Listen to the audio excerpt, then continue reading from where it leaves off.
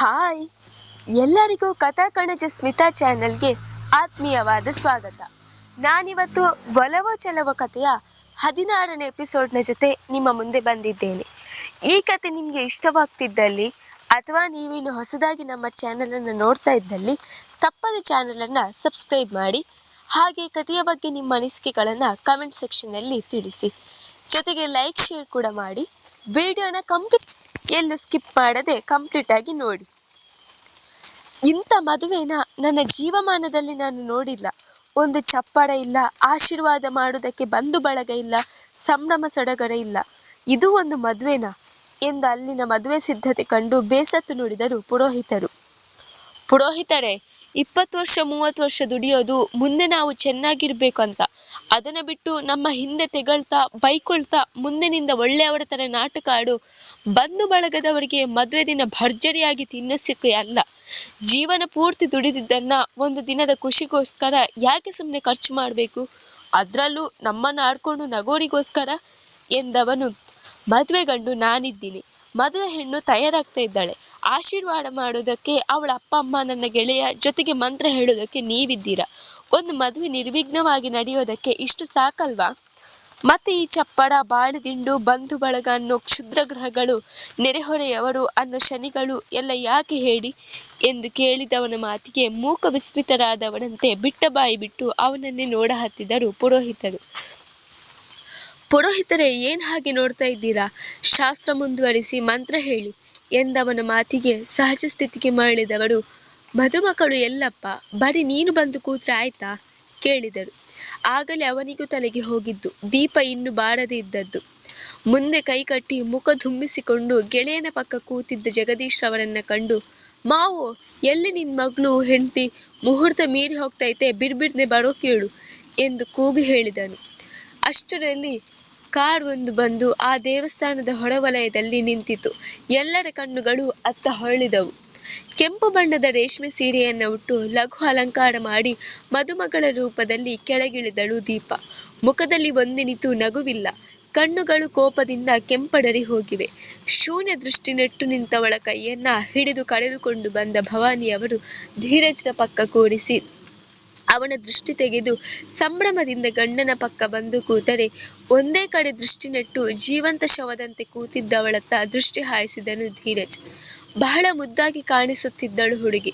ಅಂದದ ಗಣಿಯಂತೆ ತಯಾರಾಗಿದ್ದವಳನ್ನ ಕಂಡವನಿಗೆ ಅವಳ ಅಂದ ಕಂಡು ಖುಷಿಯಾಗುವ ಬದಲು ಅವಳ ಮೇಲೆ ಮರುಕ ಹುಟ್ಟಿತ್ತು. ಹೇಗಿದ್ದಳು? ತನ್ನ ಕೆಟ್ಟ ಹಠಕ್ಕೆ ಬಿದ್ದು, ದ್ವೇಷ ಎಂಬ ಜಿದ್ದಿಗೆ ಬಿದ್ದು ತನ್ನ ಜೀವನವನ್ನೇ ಹಾಳು ಮಾಡಿಕೊಂಡು ಬಿಟ್ಟಳಲ್ಲ. ಅವನ ಮುಖದ ಮೇಲೊಂದು ನಿರ್ಲಿಪ್ತ ನಗು ಮಿಂಚಿನಂತೆ ಮೂಡಿ ಮಾಯವಾಗಿತ್ತು. ಒಸಿ ನಗಮ್ಮಿ, ನೀನೆಷ್ಟೇ ಬಣ್ಣ ಬಳ್ಕೊಂಡ್ರು ಮುಖದ ಮ್ಯಾಗೆ ನಗು ಇಲ್ಲ ಅಂದ್ರೆ ಎಲ್ಲ ವೇಸ್ಟು. ಇವತ್ತು ನಿನ್ ಲಗ್ನ.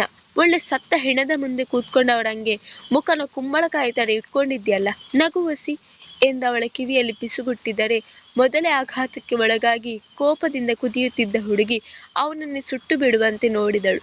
ತಕ್ಷಣ ನಗು ನಿಲ್ಲಿಸಿದವನು ಪುರೋಹಿತರತ್ತ ಮುಖ ಮಾಡಿ, ಪುರೋಹಿತರೇ, ಮದುಮಗಳು ಹಸೆಮಣೆ ಏರಿ ಆಯ್ತಲ್ವಾ, ಇನ್ಯಾಕೆ ತಡ, ಶುರು ಹಚ್ಕೊಳ್ಳಿ ಎಂದನು. ಅವನ ಮಾತಿನಂತೆ ಕೆಲವು ಶಾಸ್ತ್ರಗಳನ್ನ ಅವರಿಬ್ಬರ ಕೈಯಲ್ಲೂ ಮಾಡಿಸಿದರು ಪುರೋಹಿತರು. ಅವೆಲ್ಲವನ್ನು ನಿರ್ಜೀವ ಗೊಂಬೆಯಂತೆ ಮಾಡಿ ಮುಗಿಸಿದಳು ದೀಪ. ತದನಂತರ ಅರಿಶಿನ ದಾರದ ಮಂಗಲಸೂತ್ರವನ್ನ ಧೀರಜ್ನ ಕೈಗೆ ಕೊಟ್ಟವರು ಕಟ್ಟುವಂತೆ ಹೇಳಿದರೆ, ಒಂದು ಬಾರಿ ಮಂಗಲಸೂತ್ರವನ್ನ ನೋಡಿ ಪಕ್ಕದಲ್ಲಿ ಮುಖ ಗಂಟು ಹಾಕಿಕೊಂಡು ಕೂತಿದ್ದವಳನ್ನ ಸೂಕ್ಷ್ಮವಾಗಿ ದಿಟ್ಟಿಸಿ ವ್ಯಂಗ್ಯ ನಗೆ ನಕ್ಕವನು ಅವಳ ಕೊರಳಿಗೆ 3 ಗಂಟು ಹಾಕಿದನು. ಅಲ್ಲಿ ತನಕ ದುಃಖವನ್ನೆಲ್ಲ ಒಡಲಲ್ಲೇ ಅದುಮಿ ಇಟ್ಟುಕೊಂಡು ಕೂತಿದ್ದವಳ ದುಃಖದ ಕಟ್ಟೆ ಅವನು ತಾಳಿ ಕಟ್ಟುತ್ತಿದ್ದ ಹಾಗೆ ಭೋರ್ಗರೆದು ಒಡೆಯಿತು. ಅಳಲಿಲ್ಲ ಹುಡುಗಿ, ಬಿಕ್ಕಳಿಸಲಿಲ್ಲ. ಆದರೆ ಅವಳ ಕಣ್ಣುಗಳಲ್ಲಿ ಜಮೆಯಾಗಿದ್ದ ಕಣ್ಣೀರು ಒಂದೊಂದಾಗಿ ತನ್ನ ಮುಂದೆ ಹೊತ್ತಿ ಉರಿಯುತ್ತಿದ್ದ ಅಗ್ನಿಯೊಳಗೆ ಬಿದ್ದಿದ್ದವು. ಕೊನೆಗೂ ಧೀರಜ್ ಕಟ್ಟುವ ತಾಳಿಗೆ ಕೊರಳು ಒಡ್ಡಿದ ದೀಪ ಅಧಿಕೃತವಾಗಿ ಅವನ ಮಡದಿಯ ಸ್ಥಾನವನ್ನು ತುಂಬಿದ್ದಳು. ಕೀಲಿ ಗೊಂಬೆಯಂತೆಯೇ ಪುರೋಹಿತರು ಹೇಳಿದ ಎಲ್ಲ ಶಾಸ್ತ್ರವನ್ನು ಅವನ ಜೊತೆ ವಿಧಿವತ್ತಾಗಿ ಮಾಡಿದ್ದಳು. ಮಗಳನ್ನ ಆ ಸ್ಥಿತಿಯಲ್ಲಿ ಕಂಡು ಜಗದೀಶ್ ರವರ ಮನಸ್ಸು ದುಃಖದ ಕುಲುಮೆಯಲ್ಲಿ ಬೆಂದು ಹೋಗಿತ್ತು. ಆದರೆ ಭವಾನಿಯವರ ಮುಖದಲ್ಲಿ ಮಾತ್ರ ಹೇಳತೀರದ ಖುಷಿ ಸ್ಪಷ್ಟವಾಗಿ ಗೋಚರಿಸುತ್ತಿತ್ತು. ಧೀರಜ್ ಎಂತಹ ಮೇರು ವ್ಯಕ್ತಿತ್ವದ ಹುಡುಗ ಎಂಬುದನ್ನ ಬಲ್ಲರು ಅವರು. ಅವನ ಜಾಗದಲ್ಲಿ ಬೇರೆ ಯಾವುದಾದರೂ ಬಿಸಿ ರಕ್ತದ ಹುಡುಗನಿದ್ದಲ್ಲಿ ಚಾರಿತ್ರ್ಯ ವಧೆ ಮಾಡಿದ ಕೋಪದಿಂದ ಅವಳನ್ನು ಸುಮ್ಮನೆ ಬಿಡುತ್ತಿದ್ದರೆ? ಖಂಡಿತ ಇಲ್ಲ. ದ್ವೇಷದಿಂದ ಅವಳ ಜೀವನವನ್ನೇ ಛಿದ್ರ ಛಿದ್ರ ಮಾಡುತ್ತಿದ್ದರು. ಆದರೆ ಧೀರಜ್ ಎಂದೂ ಆ ರೀತಿಯ ಯೋಚನೆಗಳನ್ನ ಮಾಡಿದವನಲ್ಲ. ಅವಳ ಜೀವನವನ್ನ ಛಿದ್ರಗೊಳಿಸಲು ನೋಡಿದವನಲ್ಲ. ಅದೇಕೋ ಅವನ ವ್ಯಕ್ತಿತ್ವ ಅವಳ ಮನಸ್ಸಿಗೆ ಬಹಳ ಹಿಡಿಸಿತ್ತು. ಹಠಮಾರಿಯಾದ ತನ್ನ ಮಗಳು ಹಾಗೂ ತನ್ನ ದುರಹಂಕಾರ ಗಂಡನಿಗೆ ಸರಿಯಾದ ಪಾಠ ಕಲಿಸಲು ಅವನಿಂದ ಮಾತ್ರ ಸಾಧ್ಯ ಎಂಬುದನ್ನು ಅವರು ಮೊದಲೇ ತೀರ್ಮಾನಿಸಿದ್ದರು. ಆದ್ದರಿಂದ ದೀಪ ಅವನನ್ನ ಮದುವೆಯಾಗಿದ್ದು ಅವರಿಗೆ ದುಃಖದ ಸಂಗತಿಯಾಗಿರಲಿಲ್ಲ. ಪುರೋಹಿತರ ಮಾತಿನಂತೆ ಅವಳ ಹಣೆಗೆ ಸಿಂಧೂರ ಇಡಲು ಮುಂದಾದನು ಧೀರಜ್. ಕೆಂಡ ಉಗುಳುತ್ತಿದ್ದ ಕಣ್ಣುಗಳಿಂದ ಅವನನ್ನು ಸುಟ್ಟು ಬಿಡುವಂತೆ ನೋಡಿದಳು ದೀಪ. ಆದರೆ ಅವನೇನು ಪ್ರತಿಕ್ರಿಯಿಸಲಿಲ್ಲ. ಬದಲಾಗಿ ತಾನೇ ಗೆದ್ದೆ ಎಂಬಂತೆ ಸೊಟ್ಟನಗೆ ನಕ್ಕವನು ಅವಳ ಹಣೆಗೆ ಸಿಂಧೂರ ಇಟ್ಟನು. ಕೆಂಡ ತುಳಿದಂತೆ ಭಾಸವಾಯಿತು ಅವಳಿಗೆ. ಈಗ ಇಬ್ರು ದೊಡ್ಡವರ ಕಾಲಿಗೆ ಬಿದ್ದು ನಮಸ್ಕಾರ ಮಾಡಿ ಆಶೀರ್ವಾದ ಪಡ್ಕೊಳ್ಳಿ ಎಂದರು ಪುರೋಹಿತರು ಅವರನ್ನು ಉದ್ದೇಶಿಸಿ. ಇಲ್ಲಿ ವಯಸ್ಸಲ್ಲಿ ದೊಡ್ಡವರಂತೆ ಇರೋದು ನೀವೇ ಪುರೋಹಿತರೇ, ನೀವೇ ನಮಗೆ ಮೊದಲು ಆಶೀರ್ವಾದ ಮಾಡಿ ಎಂದವನು ಮುಂದೆ ಹೆಜ್ಜೆ ಇಟ್ಟರೆ ಮುಷ್ಟಿ ಬಿಗಿ ಮಾಡಿ ನಿಂತಲ್ಲಿ ನಿಂತ ಹುಡುಗಿ ಅಲ್ಲಿಂದ ಕದಲಲಿಲ್ಲ. ಅವಳ ಅತಿರೇಕದ ವರ್ತನೆ ಅವನಿಗೇನು ಹೊಸತೆ, ಆದರೂ ಕೋಪ ಬಂದು ಬಿಟ್ಟಿತು ಹುಡುಗನಿಗೆ. ಕೋಪದಿಂದ ಹಲ್ಮುಡಿ ಕಚ್ಚಿಕೊಂಡವನು ನನ್ನ ಹೆಂಡ್ರಿಗೆ ಒಸಿ ನಾಚಿಕೆ ಜಾಸ್ತಿ ಎಂದವನೇ ಅವಳತ್ತ ತಿರುಗಿ ನಾಚ್ಕೊಳ್ಬೇಡ ಬಾರಮ್ಮಿ ಎಂದು ಬಲವಂತದಿಂದ ಅವಳ ಕೈಗಳನ್ನು ಎಳೆದು ಪುರೋಹಿತರ ಬಳಿ ಆಶೀರ್ವಾದ ಪಡೆದುಕೊಂಡನು. ಇಬ್ರು 100 ವರ್ಷ ಸುಖವಾಗಿ ಬಾಳಿ ಆದಷ್ಟು ಬೇಗ ಸಂತಾನ ಪ್ರಾಪ್ತಿಯಾಗಲಿ ಎಂದು ಅವರಿಬ್ಬರ ತಲೆಯ ಮೇಲೂ ಕೈಯಿಟ್ಟು ಆಶೀರ್ವಾದ ಮಾಡಿದರೆ ತಟ್ಟನೆ ಎದ್ದು ನೇರವಾಗಿ ನಿಂತ ಹುಡುಗಿಯ ಕಣ್ಣುಗಳು ಕೋಪದಿಂದ ಅವನತ್ತ ತಿರುಗಿತ್ತು. ಮತ್ತದೇ ವ್ಯಂಗ್ಯನಗೆ ನಕ್ಕು ಕಣ್ಣು ಹೊಡೆದವನು ಅವಳ ಕೈ ಹಿಡಿದು ಜಗದೀಶ್ ಹಾಗೂ ಭವಾನಿ ಅವರ ಮುಂದೆ ಬಂದು ನಿಂತನು. ಮಾವೋ ಕೈಕಟ್ಟಿ ವಿನಯತೆ ನಟಿಸುತ್ತಾ ಕರೆದನು. ಅಸಹನೆಯಿಂದಲೂ ಕೋಪದಿಂದಲೂ ಮುಖವನ್ನ ಪಕ್ಕಕ್ಕೆ ಹೊರಳಿಸಿದಳು ಜಗದೀಶ್. ಮಾವೋ ವಸಿ ನಿನ್ನ ಮಗಳನ್ನ ನೋಡ್ ಮಾವೋ, ಹೆಣ್ ಕೊಟ್ಟ ಮಾವ ಕಣ್ಣು ಕೊಟ್ಟ ದ್ಯಾವ್ರಿದ್ದಂಗೆ. ಅಂತ ದ್ಯಾವ್ರ ಸ್ಥಾನದಲ್ಲಿ ಇರೋ ನೀನೇ ಹಿಂಗ್ ಕೋಪ ಮಾಡ್ಕೊಂಡ್ರೆ ಹೆಂಗೆ? ಮಗಳು ಅಳಿಯ ಇಬ್ರುವೆ ಸಂದಾಗಿರ್ಲಿ ಅಂತ ಆಶೀರ್ವಾದ ಮಾಡು ಎಂದನು ಮುಗ್ಧ ಬಾಲಕನಂತೆ. ನೋಡು, ಸುಮ್ಮನೆ ನನ್ನನ್ನು ಕೆಣಕೋದಕ್ಕೆ ಬರಬೇಡ. ನಿನ್ನ ಪಾಡಿಗೆ ನೀನಿದ್ರೆ ನಿಂಗೇನೆ ಒಳ್ಳೇದು. ಆಮೇಲೆ ಇರಲಾಗದೆ ಇರುವೆ ಬಿಟ್ಕೊಂಡ್ರು ಅನ್ನೋ ಗಾದೆ ಮಾತಿನ ತರಹ ನಿನ್ನ ಜೀವನ ಆದ್ರೆ ಕಷ್ಟ ಎಂದರು ಎಚ್ಚರಿಸುವ ಧ್ವನಿಯಲ್ಲಿ ಜಗದೀಶ್. ಈಗ ಇರಲಾಗದೆ ಇರುವೆ ಬಿಟ್ಕೊಂಡವರು ಇಲ್ಲಿ ಯಾರು ಮಾವ? ನಾನಾ ಇಲ್ಲ ನಿನ್ನ ಮಗಳ ಎಂದು ಗಂಭೀರ ಧ್ವನಿಯಲ್ಲಿ ಕೇಳಿದವನು ಮತ್ತೆ ತನ್ನ ನಾಟಕೀಯ ಮಾತಿನ ವರಸೆಗೆ ಮರಳಿ, ಮಾವೋ ಸುಮ್ಕೆ ಹಳೆದನ್ನೆಲ್ಲ ಕೆದಕಿ ನಿನ್ನ ಮಾಡುವ ದಿನ ನಿನ್ನ ಮಗಳ ಮಾಡುವ ದಿನ ಯಾಕೆ ನೀನೇ 3 ಕಾಸಿಗೆ ಹರಾಜು ಹಾಕ್ತಾ ಇದ್ದೀಯಾ? ಈಗ ನಾನೇನಂತದ್ದು ಕೇಳ್ಬಾರ್ದು ಕೇಳ್ದೆ ಅಂತ ಹಿಂಗ ಆಡಾಡ್ತಾ ಇದ್ಯಾ?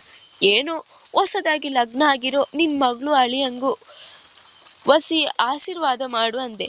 ನಾನು ನಿನ್ನ ಆಸ್ತಿ ಪತ್ರ ಕೇಳಿದ್ನಾ ಎಂದು ಕೇಳಿದನು. ಬೇರೆ ದಾರಿ ಕಾಣದೆ ಕೋಪದಿಂದ ಮುಷ್ಟಿ ಬಿಗಿ ಹಿಡಿದವರು ಕೊನೆಗೂ ಅವನ ಮಾತಿಗೆ ಮಣಿದಿದ್ದರು. ಹಂಗ್ ಬಾ ದಾರಿಗೆ. ಇದನ್ನಾಗ್ಲೇ ಮಾಡ್ತಾ ಇದ್ದಿದ್ರೆ ನಿನ್ ಗಂಟೆನಾದ್ರೂ ಹೋಗ್ತಿತ್ತ? ಒಳ್ಳೆ 6 ತಿಂಗಳಿಗೆ ಹುಟ್ಟಿರೋ ಕೂಸು ತರ ಆಡ್ತೀಯಲ್ಲ ಮಾವೋ ಎಂದವನು ಅವರ ಕಾಲಿಗೆ ಬಿದ್ದರೆ ದೀಪ ಕೂಡ ತನ್ನ ತಂದೆಯ ಕಾಲಿಗೆ ಬಿದ್ದಳು. ದೀಪಾಳ ತಲೆಯ ಮೇಲೆ ಮಾತ್ರ ಕೈಯಿಟ್ಟು ಆಶೀರ್ವಾದ ಮಾಡಿದರು ಜಗದೀಶ್.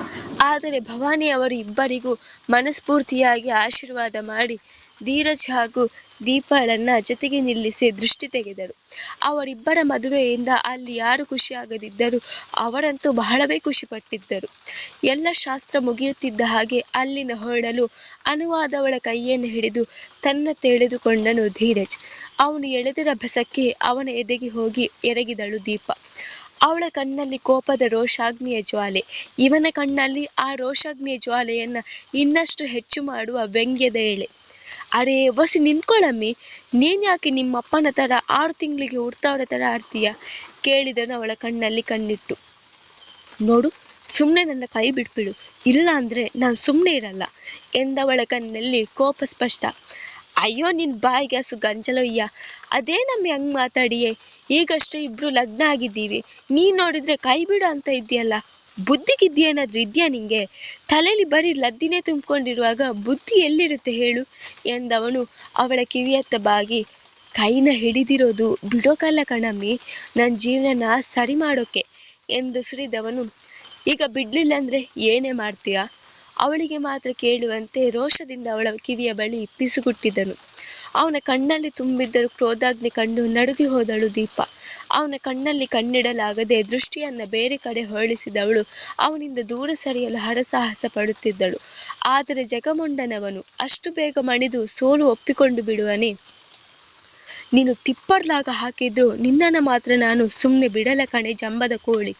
ನಿಂಗೆ ನಿನ್ನಪ್ಪನಿಗಿರೋ ಕೊಬ್ಬನ್ನೆಲ್ಲ ನಮ್ಮೂರಲ್ಲಿ ಕಬ್ಬನ್ನ ಹಿಂಡಿ ರಸ ತೆಗೆಯೋ ಥರ ತೆಗಿತೀನಿ. ಇದಿನ್ನು ಟ್ರಯಲ್ ಅಷ್ಟೇ, ಪಿಕ್ಚರ್ ಅಭಿ ಬಾಕಿ ಹೇ, ಸಬೂರ್ ಕರೋ ಬೇಬಿ ಎಂದು ತುಟಿಯಂಚಲ್ಲಿ ನಕ್ಕು ಕಣ್ಣು ಹೊಡೆದನು. ಅವನ ಮಾತಿನಿಂದ ಹಾಗೂ ನಡೆಯಿಂದ ಸಿಡಿಮಿಡಿಗೊಂಡ ಹುಡುಗಿ ತಕ್ಷಣ ಅವನಿಂದ ಕೊಸರಿಕೊಂಡು ದೂರ ಸರಿದು ನಿಂತಳು.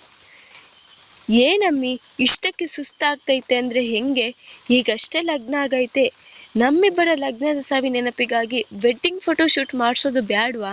ನಮಗೆ ಬ್ಯಾಡ ಅಂದ್ರು ಮುಂದೆ ನಮಗೆ ಹುಟ್ಟೋ ಮಕ್ಕಳಿಗೆ ತೋರಿಸ್ಬೇಕಾದ್ರೂ ಬ್ಯಾಡ್ವಾ?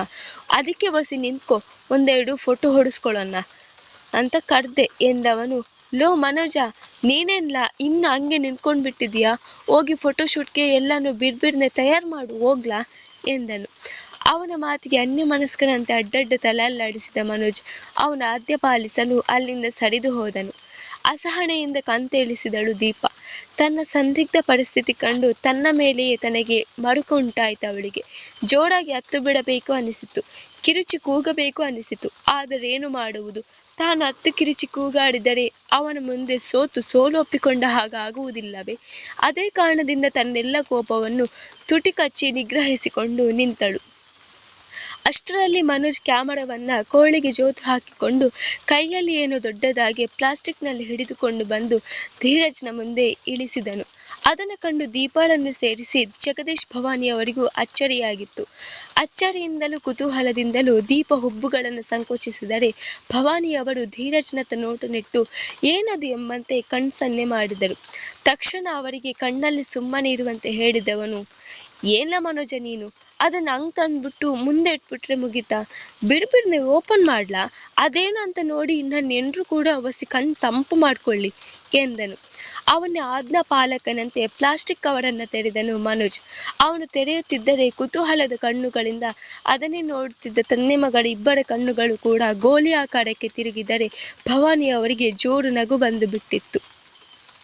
ಕೋಪದಿಂದ ಕುದ್ದು ಹೋದ ಹುಡುಗಿ ಮುಷ್ಟಿ ಬಿಗಿದು ಧೀರಜ್ನತ್ತ ತೀಕ್ಷ್ಣ ನೋಟ ನೆಟ್ಟರೆ ಅವನದ್ದು ತುಟಿಯಂಚಳಿ ನಗುತ್ತಿದ್ದನು. ಮುಂದುವರಿಯುವುದು. ಕತೆ ಹೇಗೆ ಬಡಿತಿದೆ? ಟ್ವಿಸ್ಟ್ ಮೇಲೆ ಟ್ವಿಸ್ಟ್ ಅಲ್ವಾ? ಧೀರಜ್ ಹೇಗೆ ಮಂಡ್ಯದ ಹುಡುಗ, ಸಿಕ್ಕಾಪಟ್ಟೆ ರಗಡಾಗಿದ್ದಾನೆ. ಅಂದಹಾಗೆ ಆ ಕವರಲ್ಲಿ ಅಂಥದ್ದೇನಿರ್ಬೋದು? ತಂದೆ ಮಗಳ ಕಣ್ಣು ಅಷ್ಟು ದೊಡ್ಡದಾಗಿ ಹೋಯ್ತಲ್ಲ. ಕಥೆಯ ಬಗ್ಗೆ ಅನಿಸಿಕೆಗಳನ್ನ ಕಮೆಂಟ್ ಸೆಕ್ಷನ್ ಅಲ್ಲಿ ತಿಳಿಸಿ. ಹಾಗೆ ಮತ್ತೊಂದು ವಿಷಯ ಹೇಳ್ಬೇಕಂತ ಮನಸ್ಸಲ್ಲಿ ತುಂಬ ಕೊರಿತೈತಿ, ಈಗ ಹೇಳ್ತಾ ಇದ್ದೇನೆ. ನನಗೆ ಗೊತ್ತುಂಟು ನನ್ನ ವಾಯ್ಸ್ ಉಂಟಲ್ವ ಅಷ್ಟೊಂದು ಕರೆಕ್ಟ್ ಇಲ್ಲ, ಸರಿ ಇಲ್ಲ ಅಂತ ಹೇಳಿ. ಅಂದರೆ ನಮ್ಮದೀಗ ಒಂದು ಯಂಗ್ ಏಜ್ ಆಗಿರೋದ್ರಿಂದ ವಾಯ್ಸ್ ಒಡೆಯೋದಂತಾರಲ್ವ, ಆ ಒಂದು ಸ್ಟೇಜಲ್ಲಿ ಇದ್ದೀನಿ ನಾನೀಗ. ಹಾಗಿರುವಾಗ ಅದು ವಾಯ್ಸ್ ಬ್ರೇಕ್ ಆಗ್ತಿರ್ತದೆ, ನನ್ನದು ಡಬಲ್ ವಾಯ್ಸ್ ಕೇಳಿಸಿದ ಹಾಗೆ ಕೇಳ್ತದೆ. ಬಹುಶಃ ಈ ವಿಡಿಯೋನ ನೋಡ್ತಾ ಇರೋ ನಿಮಗೂ ಕೂಡ ಕಿರಿಕಿರಿ ಅಂತ ಅನ್ನಿಸ್ಬೋದು. ನನ್ನ ವಾಯ್ಸ್, ನನ್ನ ಧ್ವನಿ ಅಷ್ಟೊಂದು ಚೆನ್ನಾಗಿಲ್ಲ. ಇದೇ ಕಾರಣಕ್ಕೆ ನಾನು ಯೂಟ್ಯೂಬ್ ಚಾನಲ್ ಪ್ರಾರಂಭ ಮಾಡಿರಲಿಲ್ಲ. ಅಂದರೆ ನನಗೀಗ 22 ಇಯರ್ಸ್. ನಾನು 19 ಇಯರ್ಸಲ್ಲೇ ನನ್ನ ಬುಕ್ ಎಲ್ಲ ಪಬ್ಲಿಷ್ ಕೂಡ ಮಾಡಿದ್ದೆ, ಜೀವನಾಮೃತ ಅಂತ ಹೇಳಿ. ಆಗಲೇ ನಾನು ಪುಸ್ತಕ ಎಲ್ಲ ಬರೀತಿದ್ದೆ. ಆದರೆ ನಾನು ಎಲ್ಲೂ ಯೂಟ್ಯೂಬ್ ಚಾನಲ್ ಮಾಡ್ತಿರ್ಲಿಲ್ಲ. ಆಗ PUC ನಲ್ಲಿದ್ದೆ ನಾನು. ವಾಯ್ಸ್ ಕೂಡ ಅಷ್ಟೊಂದು ಚೆಂದಾಗಿರಲಿಲ್ಲ. ಈಗ ಎಂತಂತ ಹೇಳಿದರೆ, ಒಂದು ಕಮೆಂಟ್ ನೋಡಿದೆ ನಾನು, ಬೇಸರ ಆಗಲಿಲ್ಲ ಪಾಪ. ಅವರ ಇದನ್ನು ಹೇಳಿದರು, ಮೊದಲೇ ನಿಮ್ಮ ವಾಯ್ಸ್ ಸರಿ ಇಲ್ಲ, ಸೌಂಡು ಎಂಥದ್ದೊಂದು ಹೇಳಿದ್ರು, ಸರಿಯಾಗಿ ಕೇಳಿಸ್ತಿಲ್ಲ ಅಂತ. ನನಗೆ ಆಯಿತು, ವಾಯ್ಸ್ ಹಾಕೋದು ಬೇಡ, ಇಲ್ಲಿಗೆ ನಿಲ್ಲಿಸಿ ಬಿಡುವ, ವಿಡಿಯೋ ಮಾಡಿ ಹಾಕುವ. ಓದ್ಕೊಳ್ಳುವವರು ಅವರ ಟೋನಲ್ಲಿ ಓದ್ಕೊಳ್ತಾರಲ್ಲ. ಆವಾಗ ಕೆಲವರಿಗೆ ಹೇಗೆ ಅಂತ ಹೇಳಿದರೆ ವಿತೌಟ್ ವಾಯ್ಸ್ನಲ್ಲಿ ಅವರೇ ಓದ್ಕೋಬೇಕು, ಅಂದರೆ ಆವಾಗಲೇ ಅವರಿಗೆ ಅದೊಂದು ಸಂತೃಪ್ತಿ, ಸ್ಯಾಟಿಸ್ಫ್ಯಾಕ್ಷನ್ ಆಗೋದು. ಅದೇ ರೀತಿ ಮಾಡಿಬಿಡುವ ಅಂತ. ಅದಕ್ಕೆ ನಾನೀಗ ಕೇಳ್ತಾ ಇದ್ದೇನೆ, ನಿಮಗೆ ಕಿರಿಕಿರಿ ಆಗ್ತಾ ಇದ್ದರೆ ನಾನು ಖಂಡಿತ ವಾಯ್ಸ್ ಹಾಕೋದಿಲ್ಲ. ಯಾಕಂದರೆ ನನ್ನ ಎಫರ್ಟ್ ಎಷ್ಟಿದ್ರೂ ಕೂಡ ನನಗೆ ನೀವೇ ಮುಖ್ಯ, ವ್ಯೂವರ್ಸೇ ಮುಖ್ಯ. ಹಾಗಿರಬೇಕಾದ್ರೆ ನಿಮಗೆ ಇಷ್ಟ ಬಂದ ಹಾಗೆ ನಾನು ನಡ್ಕೋಬೇಕಾಗ್ತದೆ. ನೀವು ಹೇಳಿ, ವಾಯ್ಸ್ ಬೇಕಂದರೆ ಹಾಕುವ, ಬೇಡಂದರೆ ಬೇಡ. ಕಮೆಂಟ್ ಮಾಡಿ ಇದಕ್ಕಾದರೂ ದಯವಿಟ್ಟು ನಿಮ್ಮ ಅನಿಸಿಕೆ ಅಭಿಪ್ರಾಯನ ತಿಳಿಸಿ ನನಗೆ. ನೀವು ಹೇಳಿದರೆ ನನಗೆ ಗೊತ್ತಾಗ್ತದೆ ವಾಯ್ಸ್ ಸರಿ ಉಂಟು ಸರಿ ಇಲ್ವಾ ಅಂತ ಹೇಳಿ. ಇಷ್ಟು ದಿವಸ ಸಪೋರ್ಟ್ ಮಾಡಿದ್ದಕ್ಕೆ ಥ್ಯಾಂಕ್ ಯು.